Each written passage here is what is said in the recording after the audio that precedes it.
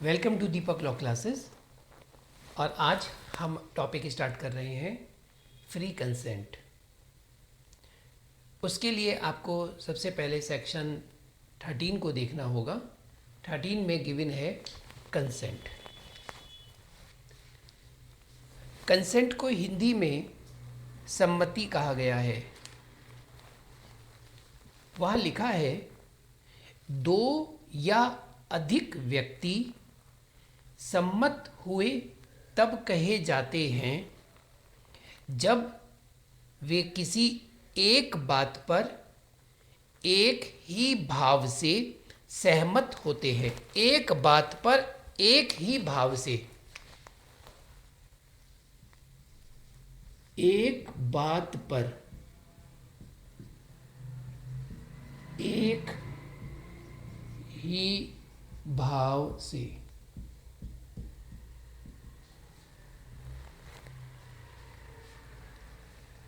Two or more persons are said to be consent when they agree upon the same thing in the same sense. Same thing in the same sense.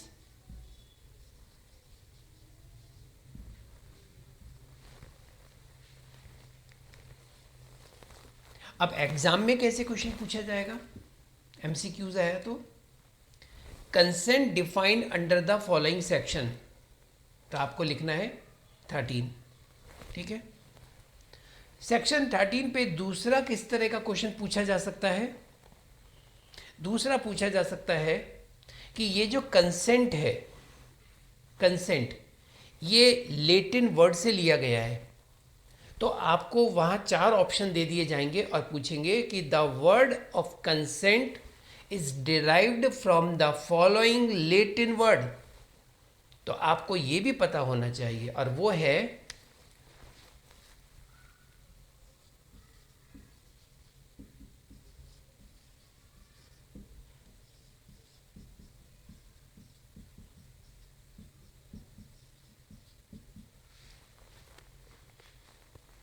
कंसेंटियर। तो consent is derived from Latin word called कंसेंटियर, जिसका मतलब होता है means agreement या permission कहा जा सकता है, विच मीन्स परमिशन। अब यहाँ इंडियन कॉन्ट्रैक्ट एक्ट में सेक्शन 13 में जो कंसेंट दे रखा है, आपको यहाँ एक मैगजिम भी याद रखना है। जो सेमेस्टर फर्स्ट के बच्चे होते हैं उनके इंग्लिश में लैटिन मैगजिम्स भी पूछी जाती हैं, तो वहाँ इसको भी पूछा जाता है। इसके पीछे रीज़न ये क्योंकि आपके सेमेस्टर में लॉ ऑफ कॉन्ट्रैक्ट भी होगा, तो उसमें इंग्लिश भी है, तो फिर उसके लैटिन वर्ड्स मोस्टली ये लोग उन्हीं को लेते हैं जो आपके सब्जेक्ट्स में पढ़ रहे होते हैं। वैसे तो कुछ भी ले सकते हैं, लेकिन कॉन्ट्रैक्ट के तो कम से कम जो लैटिन वर्ड्स होते हैं उन्हें पूछा जाता है। तो ये कौन सा आएगा? इसमें आएगा कॉन्सेंसस एड इडम। इसे नोट कर लेना, ये भी इंपॉर्टेंट है।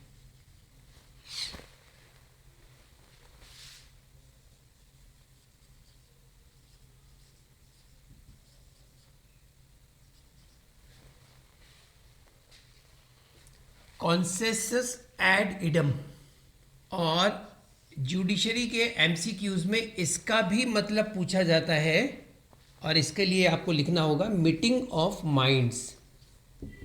मीटिंग ऑफ माइंड्स सही है। आप लिख सकते हैं same thing in same sense. Same thing in same sense, ये भी बिल्कुल सही है, ये भी सही है। Meeting of minds, same thing in same sense, English law में बोलते हैं इसको, ये भी ध्यान रखना। कॉन्सेस एड इडम, मीटिंग ऑफ माइंड्स। नोट कर लिया होगा आपने, मैं इसे हटा देता हूँ।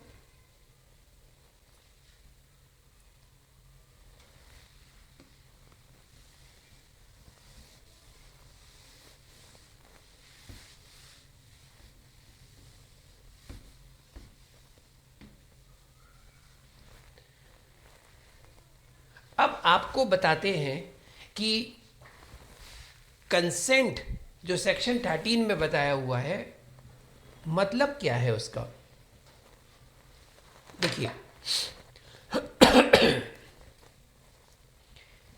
हाँ एक चीज और, सामण ने क्या कहा है, सामण ने इसे कहा है, इसको और लिख लीजिए आप,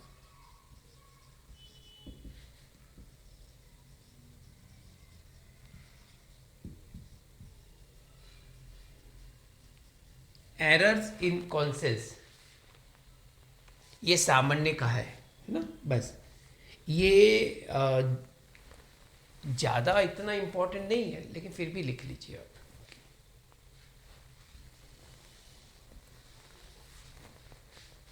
चलिए,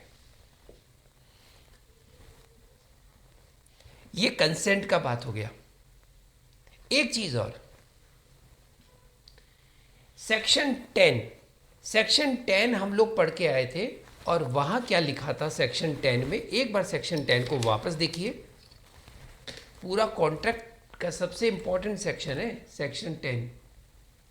all agreements are contract if they are made by the free consent of parties, बस यही समझाना था।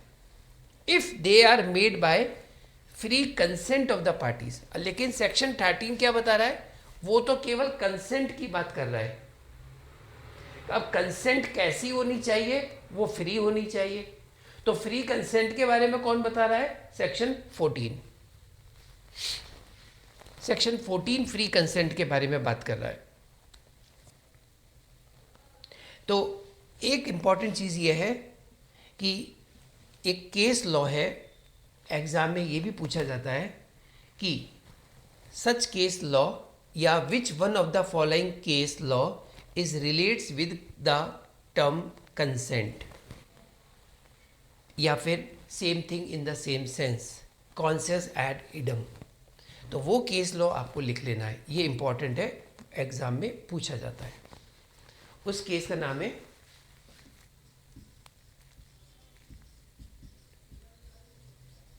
रेफल्स वर्सेस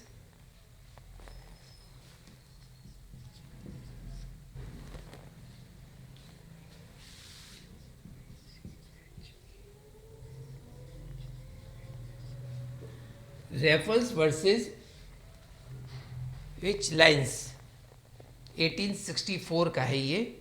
और इसमें ये बात बताई गई थी कि it is essential to the creation of a contract that both parties agree to the same thing in the same sense.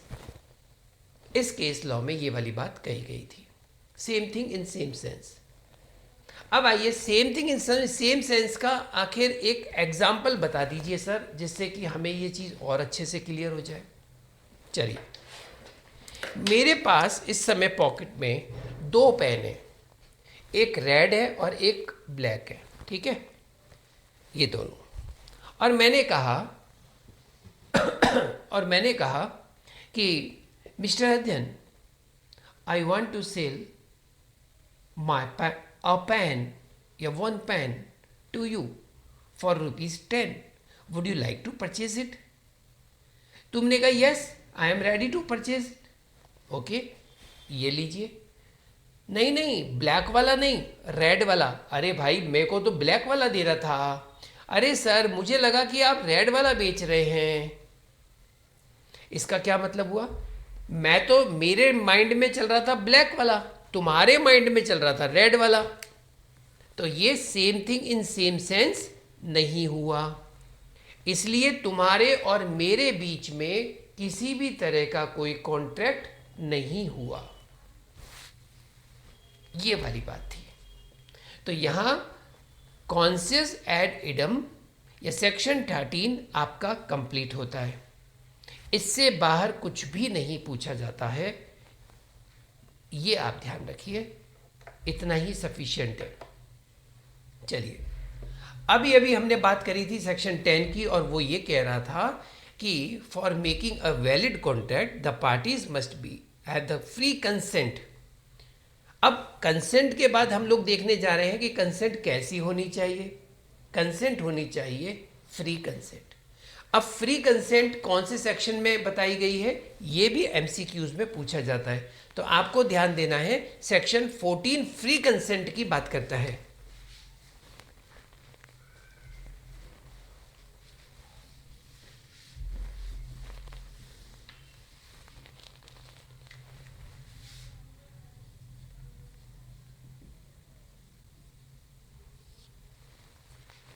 और अब हम फ्री कंसेंट को समझने की कोशिश करते हैं। फ्री कंसेंट किसे कहते हैं?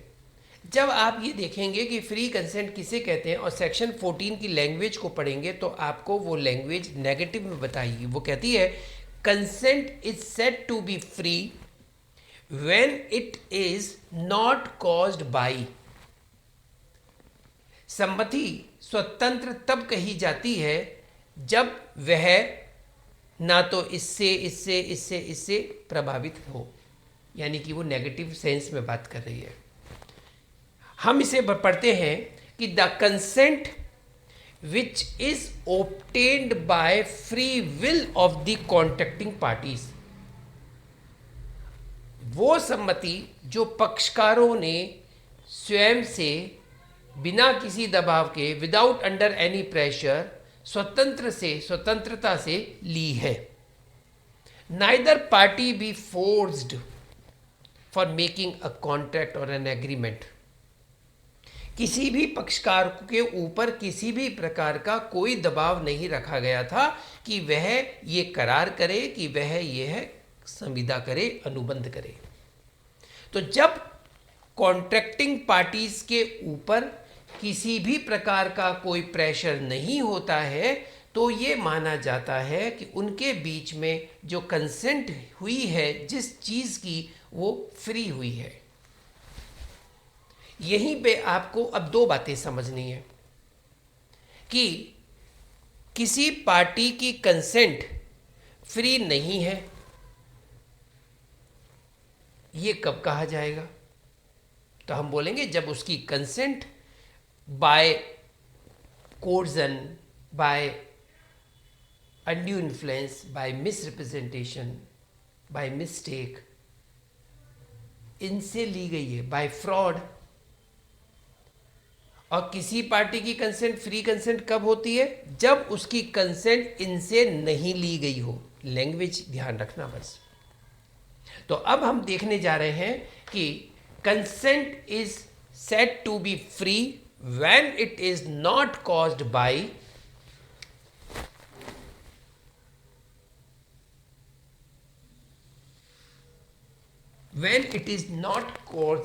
अब आगे कहता है सेक्शन 14 बताता है, सबसे पहले है कोर्जन।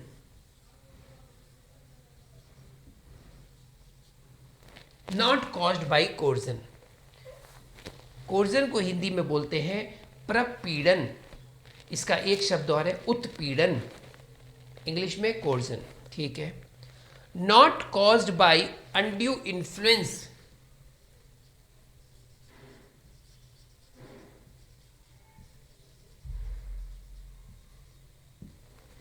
अनड्यू इन्फ्लुएंस आ गया। Not caused by fraud.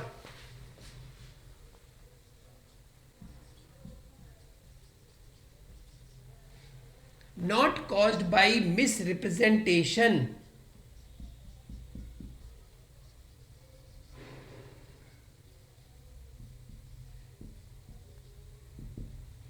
Not caused by mistake.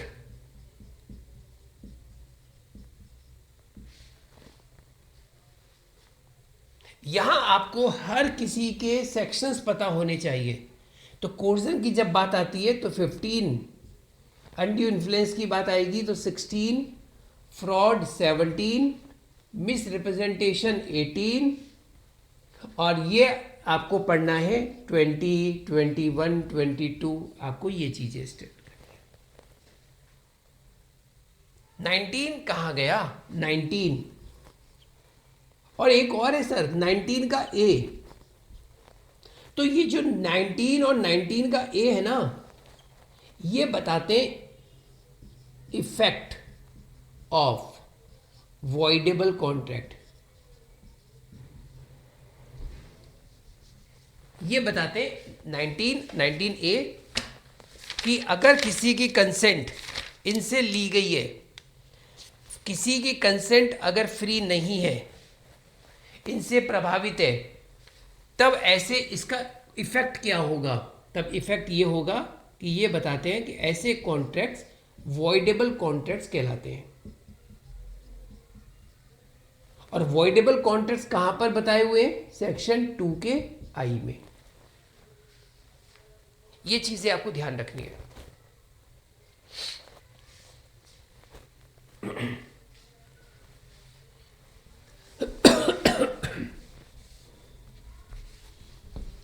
अब हम 1 बाय 1 इसकी स्टडी करेंगे। सबसे पहले आता है, अब एक बार रीड आउट कर लेते हैं, section 14, consent is said to be free when it is not caused by coercion, undue influence, fraud, misrepresentation, mistake. Consent is said to be caused when it would not have been given but for the existence of such coercion, undue influence, fraud, misrepresentation or mistake.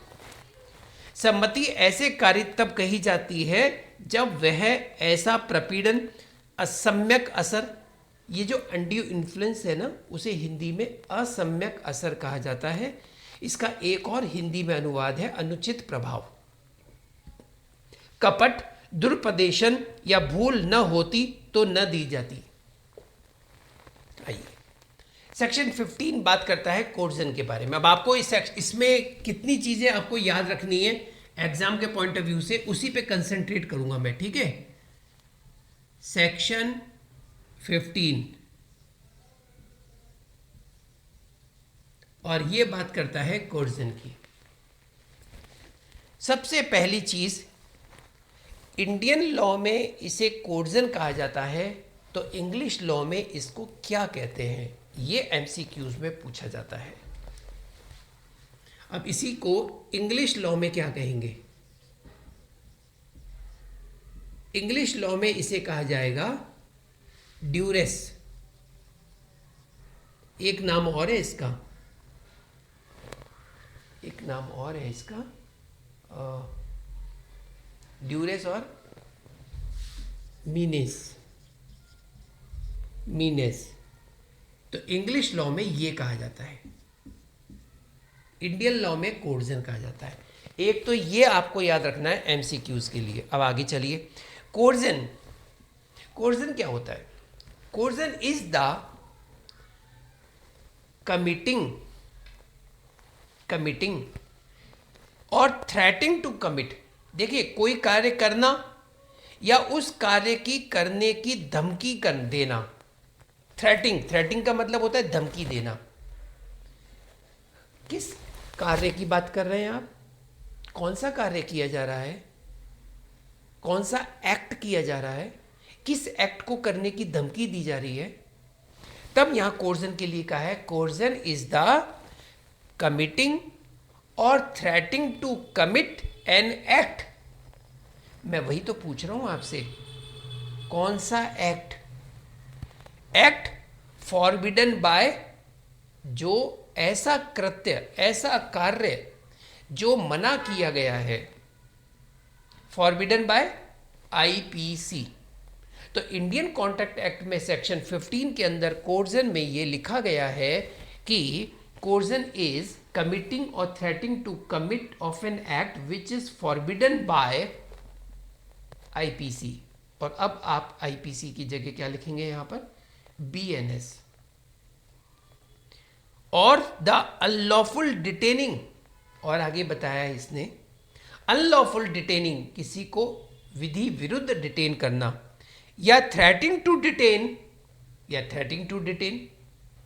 Any property, व्यक्ति की बात नहीं है, unlawful detaining और threatening to detain क्या, person को, any property, इसे याद रखना।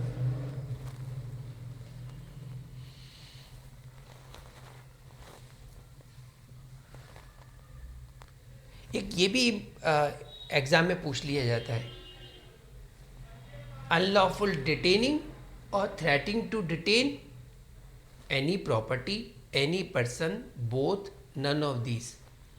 तो ज़्यादातर बच्चे इसमें गलती कर जाते हैं और उनको ये लगता है कि जैसे कि यहाँ पर व्यक्ति की बात हो रही है तो वो बोथ कर देते हैं।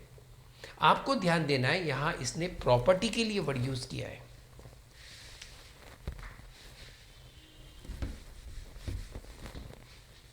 अब कोर्जन में दो चीज़ें आ गई। एक चीज़ आ रही है यहाँ पर प्रॉपर्टी के लिए और यहाँ पर आ गई आपकी पर्सन के लिए। तो इसमें दो चीज़ क्या, कमिटिंग या फिर थ्रेटिंग टू कमिट।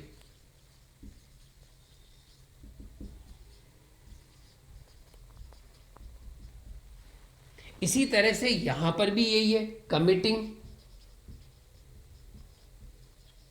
या थ्रेटिंग टू कमिट।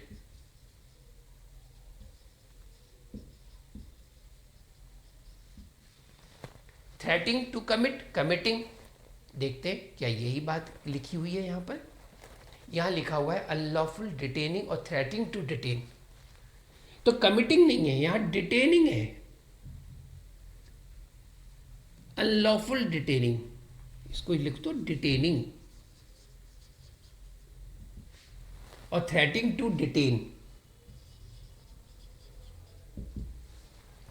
कैसा डिटेनिंग, अनलॉफुल।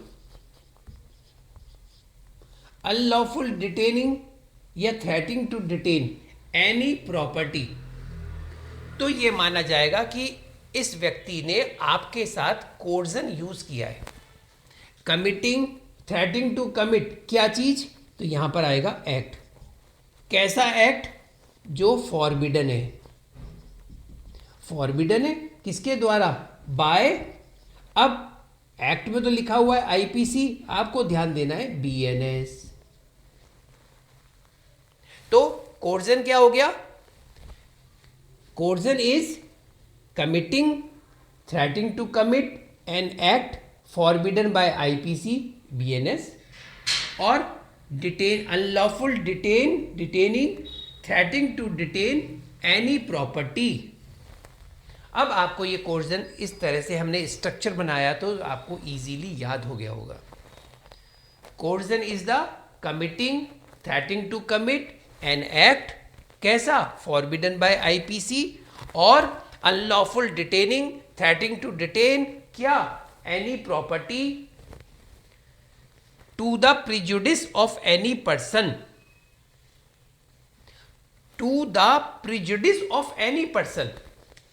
ये सब किसके लिए किया जा रहा है, क्यों किया जा रहा है, क्योंकि ये जो व्यक्ति है इसके ऊपर आप रोकने के लिए, प्रिजुडिस करने के लिए, इसको आप क्या कर रहे हैं, इसके ऊपर प्रतिकूल प्रभाव डालने के लिए। प्रिजुडिस का मतलब हुआ प्रतिकूल प्रभाव डालना, अनुकूल और प्रतिकूल, उसके विपरीत आप कोई कार्य कर रहे हैं ताकि इसके ऊपर उसका कोई उल्टा प्रभाव पड़े।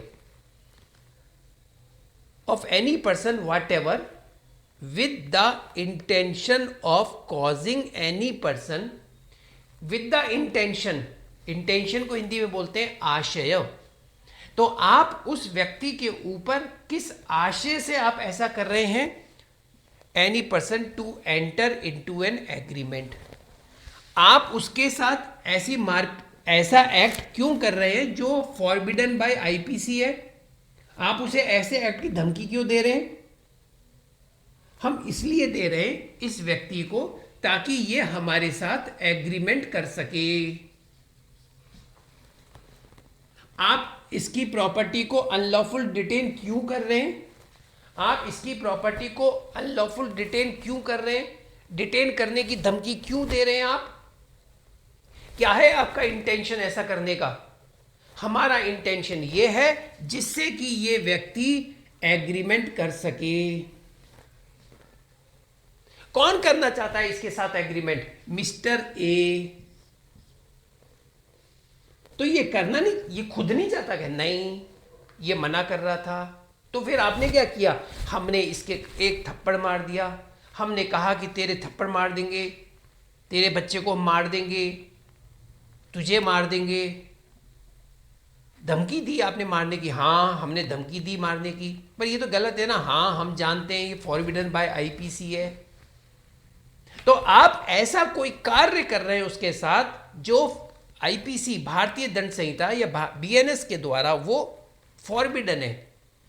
क्यों कर रहे हैं आप? ताकि ये हमारे साथ एग्रीमेंट करे। हम चाहते हैं कि इसका ये कार जो है वो हम खरीदना चाहते हैं, ये बेचना नहीं चाहता, तो हमने इसके तमंचा लगा दिया कनपट्टी पर, कर साइन, चल बेच तू हमको ये।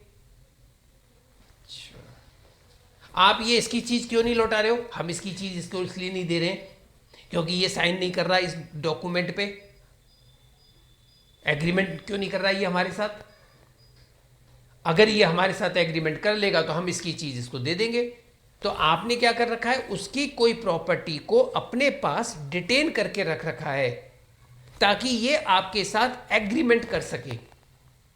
यहां पर ये कोर्जन की डेफिनेशन बताई जाती है। आगे एक छोटा सा स्पष्टीकरण दे रखा है। It is immaterial, it is immaterial. हालांकि इसका आपको यूज नहीं रहा।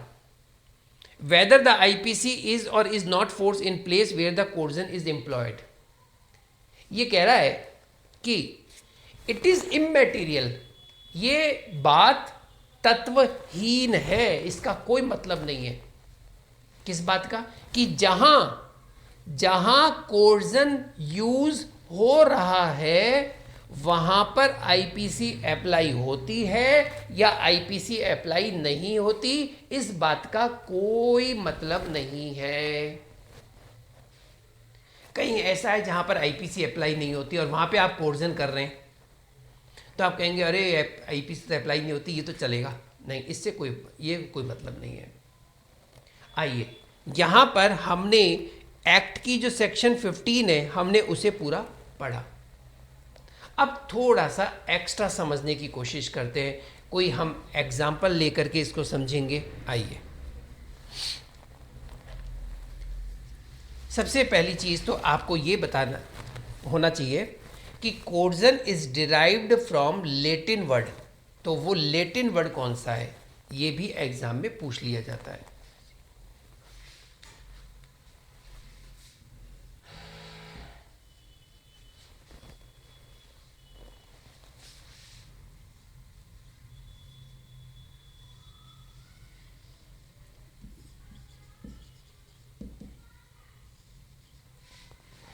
ये नोट डाउन कर लेना कि the word coercion is derived from the Latin word coercion, COERCERE।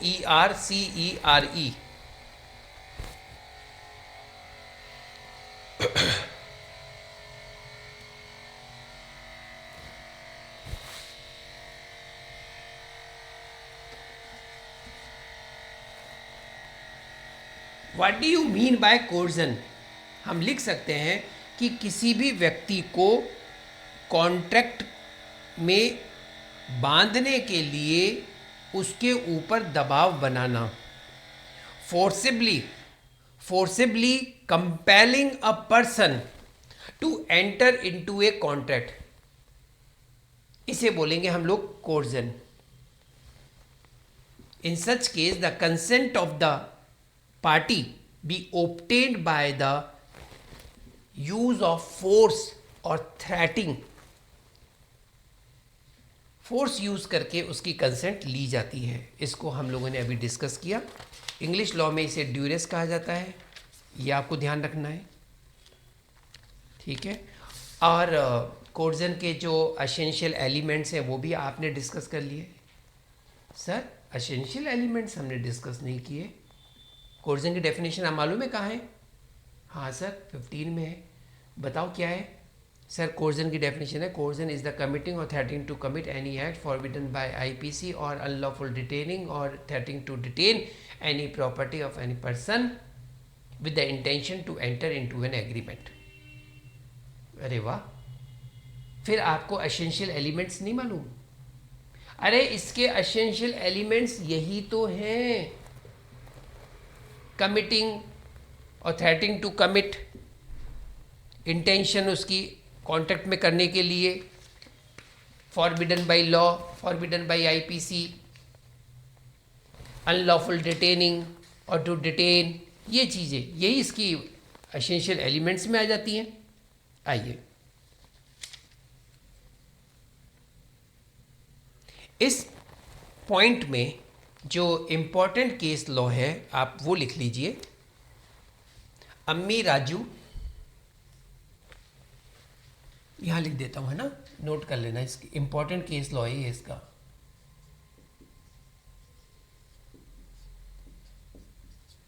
अम्मी राजू वर्सेस शेषम्मा।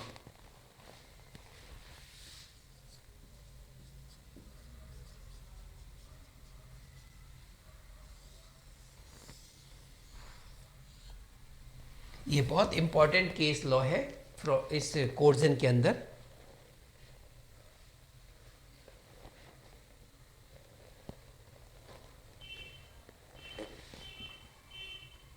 पूरा नाम इसका चिक्कम है।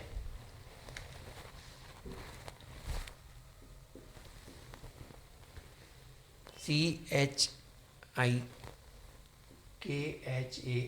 चिक्कम अमीराजू वर्सेस चिक्कम शेषम्मा, 1912 का केस है। इसमें क्या हुआ था? इसमें थ्रेट टू कमिट सुसाइड था। बहुत ध्यान से सुनिएगा ना, थ्रेट टू कमिट सुसाइड, मैं आत्महत्या कर लूंगा अगर तुमने ये नहीं किया तो, यानी कि आत्महत्या की धमकी देकर के उससे कॉन्ट्रैक्ट करवाया। ठीक है, बाद में जब ये मामला कोर्ट में पहुंचा तो उस व्यक्ति ने कहा कि साहब, आत्महत्या की धमकी देना भारतीय दंड संहिता में, इंडियन पीनल कोड में ऑफेंस है ही नहीं।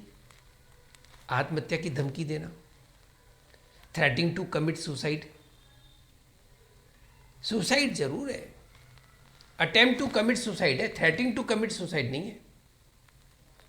अगर आप, और मान लीजिए यही तो एक ऐसा है जिसमें अगर आपने सुसाइड कर लिया तो पनिश किसको करेंगे? कौन है पनिश, किसको करें पनिश? क्योंकि सुसाइड करना क्या परमिशिबल है? नहीं, ऑफेंस है, ऑफेंस है सुसाइड। लेकिन जब आपने सुसाइड कर लिया, आप मर गए, तो पनिश किसको करेंगे? No one be left for the punishable, for punishment, कोई नहीं है, मर गया वो तो। एक बात, अटेम्प्ट टू सुसाइड, आपने अगर सुसाइड किया और आप बच गए तो आपके ऊपर मुकदमा बनेगा। अब आप आत्महत्या करने की धमकी दे रहे हैं, ये आईपीसी में कहीं ऑफेंस नहीं था। तब इस केस में यह बताया गया कि threatening to commit suicide be treated as a coercion, बस इतना सा ध्यान रखना। बोले ये कोई मतलब नहीं हुआ, लेकिन हाँ इसे कोर्जन में माना जाएगा, चाहे आईपीसी के अंदर ये वाली चीज नहीं लिखी हुई हो तो भी। तो एग्जाम में क्वेश्चन कैसे पूछा जाता है कि in which one of the following case it will be said that threatening to commit suicide be treated as a coercion। तो ये आपको इस तरह से याद रखना है।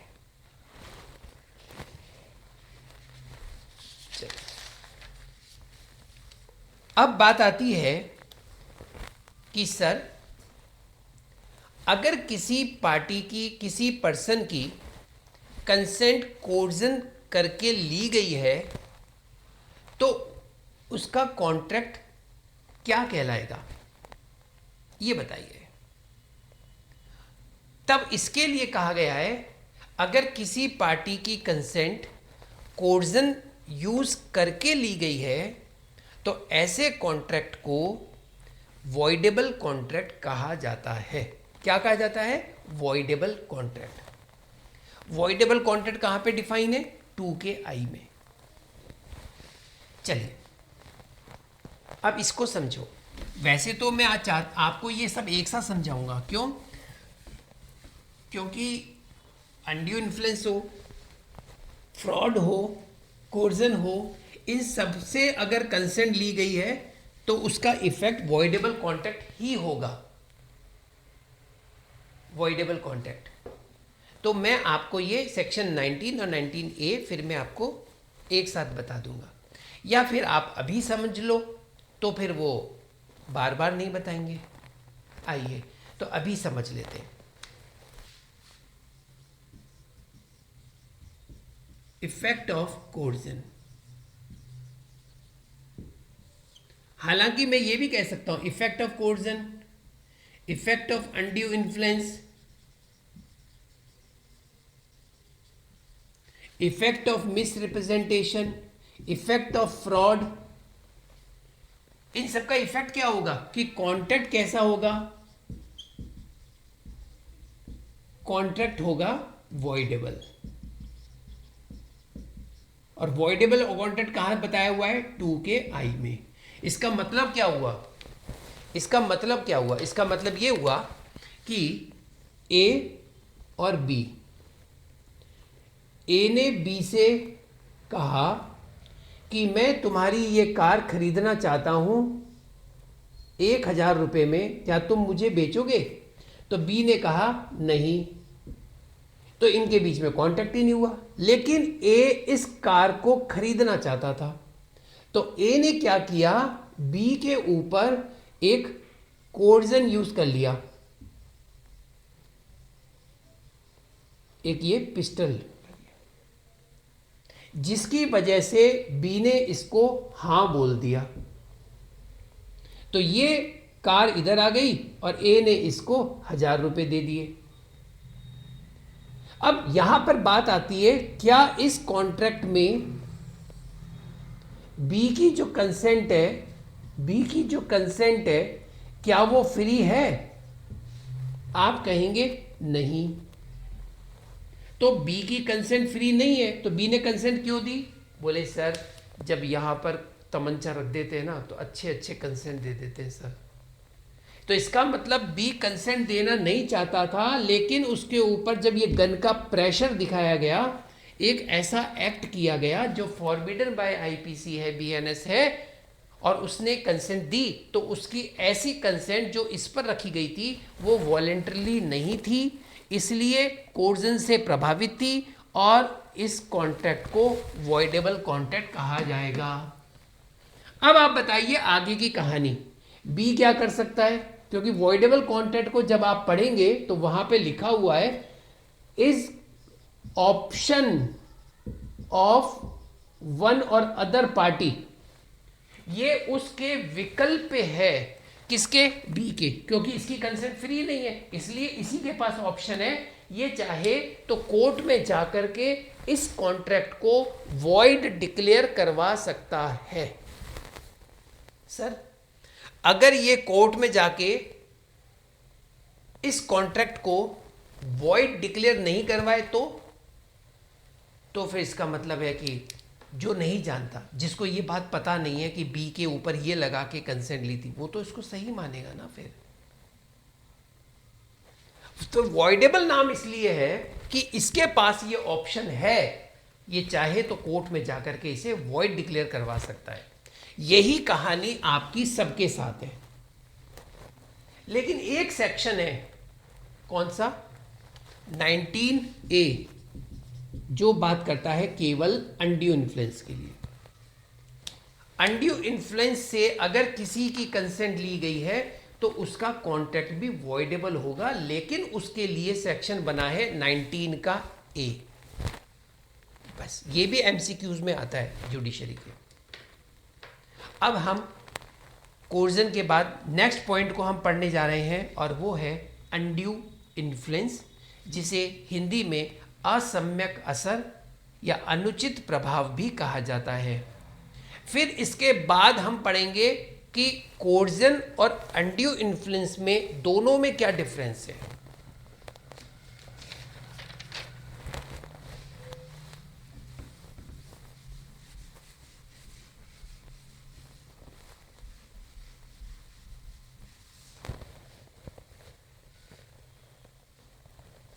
चलिए,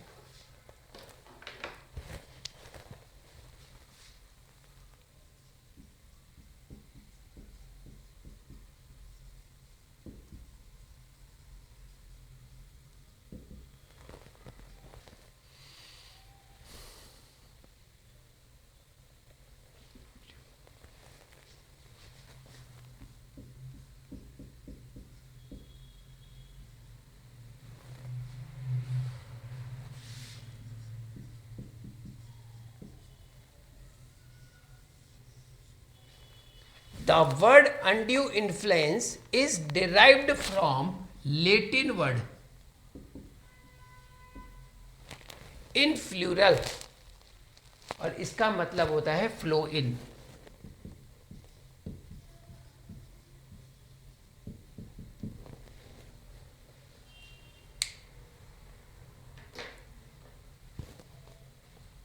ये पहला पॉइंट है, इसे नोट कर लेना, ठीक है, कि ये वर्ड कहां से लिया गया है, लेटिन वर्ड से।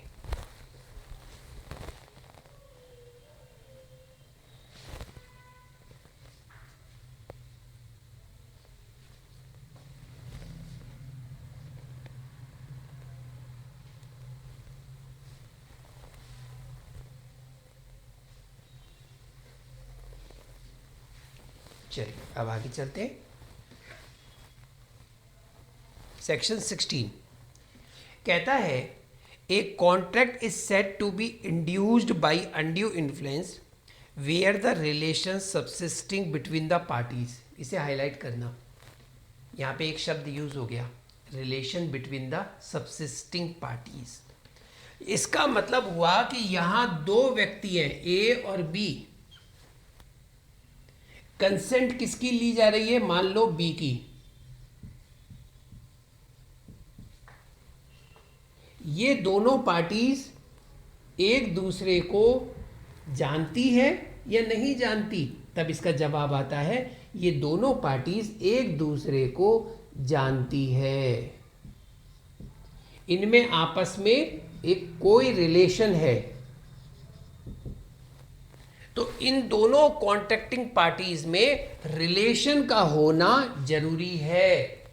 अब बात आती है कैसा रिलेशन है, अब ये समझो। One of the parties in the position of dominate the will of another. Dominate कैसा रिलेशन है भैया, कि भैया एक जो पार्टी है ना वो डोमिनेट पोजीशन पर है, वो डोमिनेट पोजीशन पर है दूसरे के ऊपर। तो इसमें इसकी कंसेप्ट लिया रही है, ये जो है मिस्टर ए, ये डोमिनेट पोजीशन है इनकी।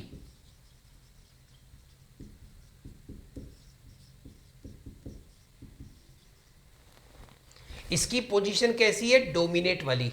जैसे ये कौन है फिर, जैसे ये है डॉक्टर, तो ये कौन है, ये पेशेंट। ये है टीचर, ये कौन है, ये है स्टूडेंट। तो ये रिलेशन कैसा है इन दोनों के बीच में, जिसमें से एक पार्टी डोमिनेट कर रही है दूसरे को। अब टीचर ने कहा अपने स्टूडेंट से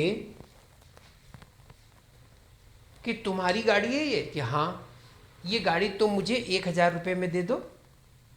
स्टूडेंट ने कुछ, अब देखो टीचर ने कोई पिस्टल नहीं लगाई, टीचर ने कुछ भी नहीं कहा, बहुत ही प्यार से कहा मैं ये गाड़ी खरीदना चाहता हूँ, 1,000 रुपये में बेचोगे क्या। अब वो स्टूडेंट ने कहा, बेचना नहीं चाहता स्टूडेंट, लेकिन कहता है हाँ सर आप ले लीजिए। अब यहां सवाल आता है, क्या उस स्टूडेंट ने, क्या उस पेशेंट ने वॉलेंटरली कंसेंट दी थी क्या, नहीं। वो कोर्ट में चला गया, कोर्ट में गया तो टीचर ने कहा या डॉक्टर ने कहा कि साहब मैंने तो इसके ऊपर कोई दबाव ही नहीं बनाया। तब कोर्ट ने महसूस किया कि नहीं, आप दोनों का रिलेशन इस तरह का है। बच्चा डर गया कि कहीं टीचर मेरे नंबर ना काट ले, कहीं ये मुझे फेल ना कर दे। इसी तरह से पेशेंट डर गया, कहीं डॉक्टर साहब मुझे मार ना दे, कहीं डॉक्टर साहब कुछ गलत इंजेक्शन ना लगा दे, पता नहीं डॉक्टर साहब मेरा इलाज करेंगे कि नहीं करेंगे अगर मैं मना कर दूंगा तो।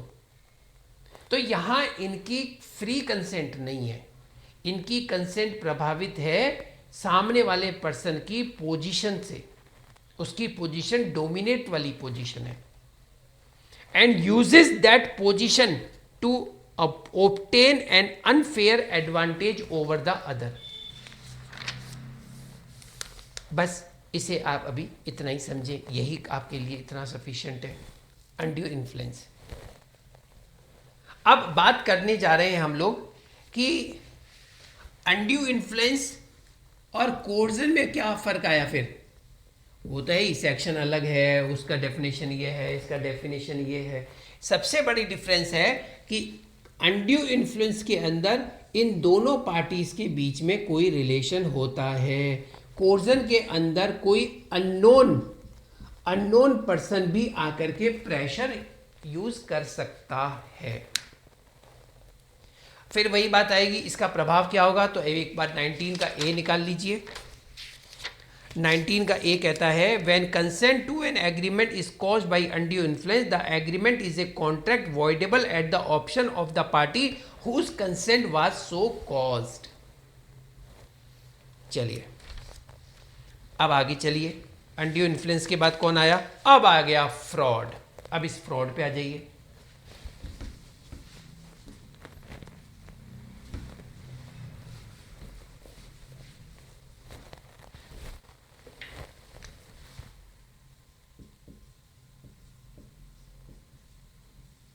फ्रॉड पे चलिए।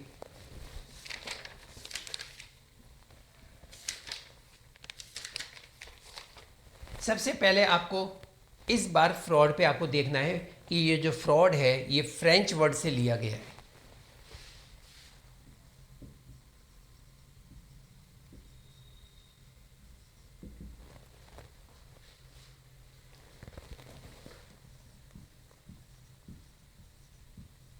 और इसका मतलब है डिसऑनेस्टी। तो coercion Latin word, undue influence Latin word, fraud को फ्रेंच वर्ड से लिया गया है। इसे ध्यान रखना, ये भी एमसीक्यूज में पूछ लिया जाता है।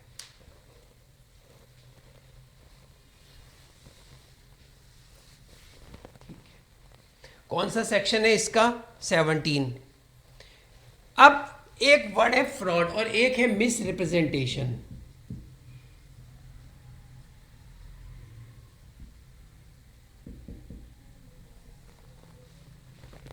एक फ्रॉड, एक मिस रिप्रेजेंटेशन। ये आ गया आपका 17 में, ये आ गया आपका 18 में। इसके अंदर क्या है, डिसीव करने का इंटेंशन टू डिसीव।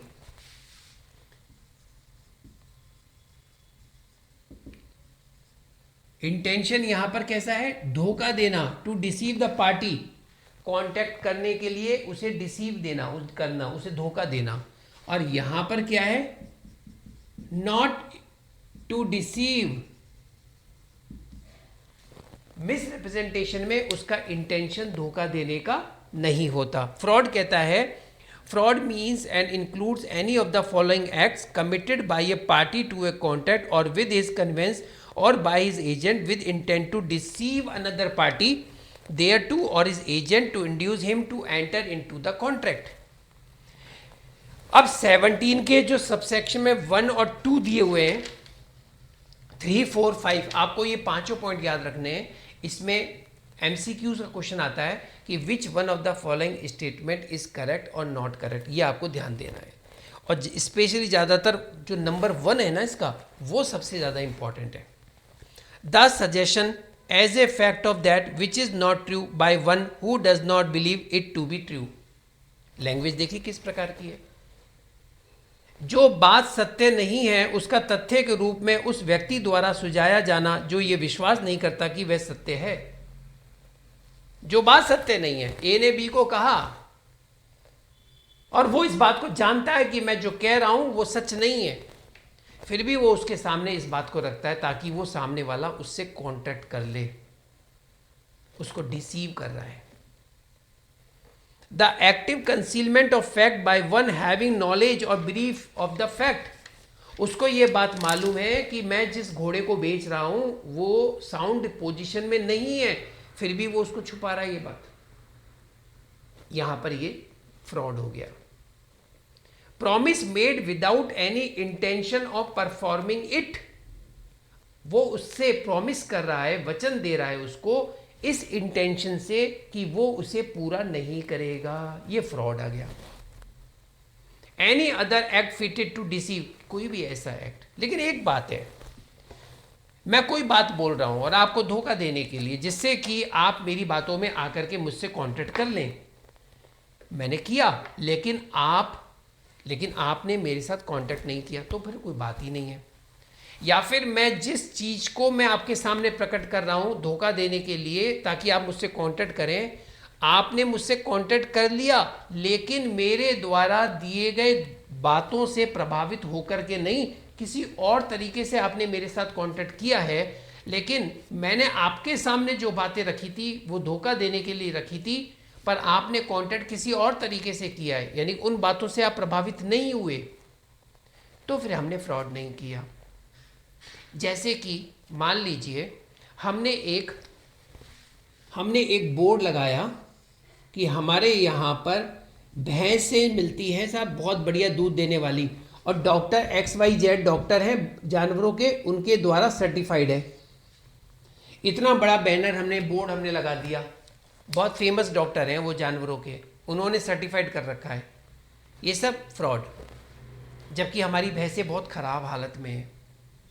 लेकिन आपने हमारे पास आकर के भैंस खरीद के लेके चले गए। हम यही कह रहे हैं, हमको हर दुकानदार, हर मालिक, बेचने वाला तो अपनी चीज़ को बढ़िया बताएगा, आपको देख लेना चाहिए था ना। अब अगर आप उस बोर्ड को देख करके हमसे भैंस खरीद के जा रहे हैं तो इसका मतलब है मैंने आपके साथ फ्रॉड किया, क्योंकि वो जो लगाया था वो गलत चीज़ थी। हमने लगाया इसीलिए था ताकि आप इसमें चपेट में आ जाएं, तो ये फ्रॉड हो गया। या फिर एक चीज़ और है, अब हमने कहा कि भाई ये कार है 5,000 की है, देख लो, जैसी आपको देख लो, हम तो इसे 50,000 में बेच रहे हैं, बढ़िया है ना भाई साहब, आप खुद देख लो। अब आपने कार को बहुत अच्छी तरीके से देख लिया, बाद में आके कहते हैं आपने हमारे साथ फ्रॉड किया। हमने कहा क्यों? बोले कार में तो स्क्रैचेस है। तो भाई स्क्रैचेस तो उस समय देख नहीं सकता था, ये फ्रॉड नहीं है। लेकिन हाँ, ऐसी कोई खराबी जिसे आप देख नहीं सकते, जैसे कार आपने खरीद ली 50,000 देके, बाद में आपको पता चला उसके अंदर तो स्कूटर का इंजन लग रहा है। अब एक सामान्य व्यक्ति क्या जाने इस कार के अंदर क्या क्या चीज़ होती है, क्या नहीं होती है। अगर वो देखेगा तो ऊपर ऊपर से देख लेगा, स्टीयरिंग है कि नहीं है, ब्रेक ढंग से काम कर रहे हैं कि नहीं कर रहे हैं, स्क्रैचेस है कि नहीं है। अब उसे ये थोड़ी ना पता है कि इंजन खोल करके देखे इसमें ओरिजिनल चीज़ लग रही है कि डुप्लीकेट लग रही है। चलिए आगे कहता है इसमें कि एक्सप्लेनेशन को देखिए, वो बहुत इंपॉर्टेंट है। वो ये कहता है, mere silence as to facts likely to affect the willingness of a person to enter into a contract is not fraud unless the circumstances of the case are such that regard being had to them, it is the duty of the person keeping silence to speak, or unless his silence is equivalent to speech। दो बातें आ गई यहाँ पे, जब fraud नहीं माना जाए, जब वैसे चुप रहना, क्या चुप रहना संविदा करने के लिए किसी व्यक्ति की रजामंदी पर जिन तथ्यों का प्रभाव पड़ना संभाव्य हो उनके बारे में केवल मौन रहना कपट नहीं है। आप बोलो मत, आप चुप हो जाओ, तो वो कपट नहीं है, आपने कुछ बोला नहीं। जब तक कि मामले की परिस्थितियां ऐसी न हो जिन्हें ध्यान में रखते हुए मौन रहने वाला व्यक्ति का यह कर्तव्य हो जाता है कि वह बोले। देखिए भाई साहब, अगर आपने कुछ नहीं बोला तो मैं ये मानूंगा कि घोड़ा जो है बहुत साउंड पोजीशन में है,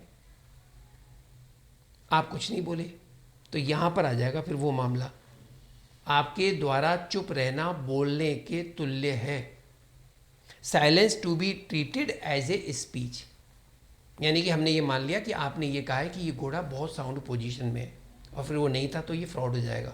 वो ये नहीं कह सकता कि मैं तो चुप था तो फ्रॉड नहीं है यहाँ। और दूसरा, जहाँ आपका बोलने का कर्तव्य बनता है, where the duty to speak, जहाँ आपको बोलना पड़ेगा, जैसे LIC करवा रहे हैं और आपने एजेंट से ये बात छुपा के रखी कि आपका बाईपास सर्जरी हुआ था।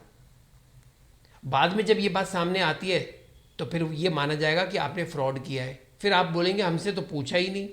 तो भाई साहब, it is your duty to speak, और अगर आप नहीं बोलोगे तो हम ये मानेंगे कि आपने फ्रॉड किया है। आपको खुद को बताना चाहिए था ये वाली बात, क्यों नहीं बताई आपने ये बात? चलिए, इसके बाद आता है अच्छा मिस रिप्रेजेंटेशन क्या होता है। अब इसको समझ लो, बहुत ही छोटा सा एग्जांपल दूंगा, मिस रिप्रेजेंटेशन आपको बिल्कुल क्लियर हो जाएगा। देखिए,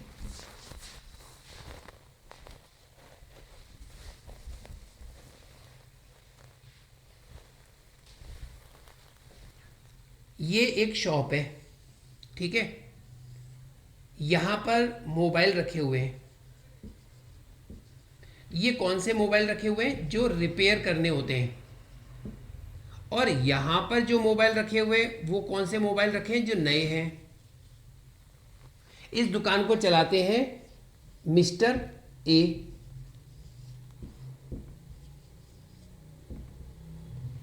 अब क्या हुआ, ये चले गए कहीं खाना खाने,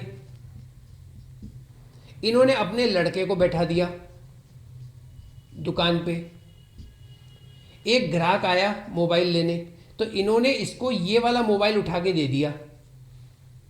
इसे मालूम नहीं था कि नए मोबाइल इधर रखे हैं, ये तो पुराने वाले हैं, रिपेयरिंग वाले। ये आदमी जब बाद में वापस आया, बोला भाई साहब आपने तो हमारे साथ फ्रॉड कर दिया। क्यों? कि हमने आपसे नया मोबाइल मांगा, आपने रिपेयरिंग वाला दे दिया। तो ये आदमी बोल रहा है भाई साहब मेरा बच्चा बैठा था, मेरे बच्चे को इस बारे में पता नहीं था। तो ये कहते हैं मिस रिप्रेजेंटेशन। तो इसको इस बात का पता नहीं था कि रिपेयर वाले ये नए वाले इधर रखे थे। सर वो तो झूठ बोल देगा, ये वाली बात मत बोलना, क्योंकि ये वकालत का काम है, फिर कोर्ट में साबित होगा कौन झूठ है कौन सच है। अभी आप कंसेप्ट समझने की कोशिश करो। तो मिस रिप्रेजेंटेशन, तो इस आदमी, अगर इस आदमी को ये बात पता होती कि ये तो पुराने मोबाइल हैं, वो नया बना के दे रहा है, तो ये फ्रॉड होता। लेकिन इसको खुद को ये बात नहीं पता थी कि नए मोबाइल कहाँ रखे। ये बहुत ही सिंपल एग्जांपल है मिस रिप्रेजेंटेशन को समझने का। आइए, 19 हो गया, 19A हो गया। अब आगे कहानी आती है मिस्टेक की, उसे सुन लीजिए। बस आज हम फ्री कंसेंट के टॉपिक को ही लेंगे।